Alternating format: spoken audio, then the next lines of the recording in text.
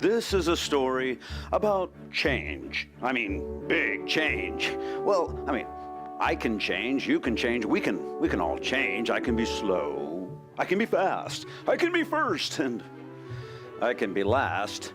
But can I really change? I mean, really change?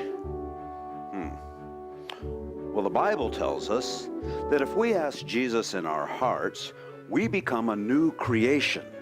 Old things are passed away, and behold, all things are become new. The Bible calls it being saved or born again, and it's our ticket to heaven. Heaven is a perfect center, and no sin can ever enter. So how can we with sin ever hope to go in?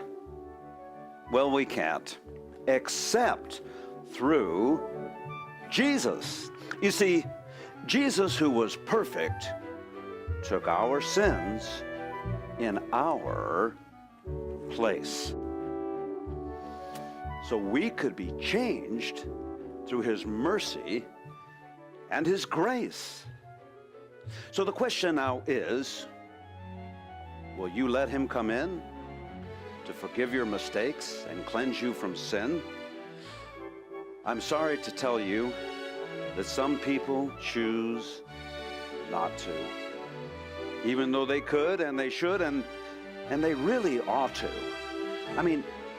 He's the door to heaven. He's the answer to all dreams.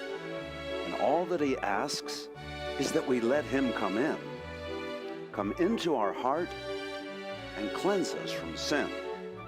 And that's the real change. And it comes through him. If you'd like to ask Jesus in your heart, you can say this prayer with me. Dear Jesus, thank you for forgiving my mistakes and my sins. I open my heart and invite you to come in.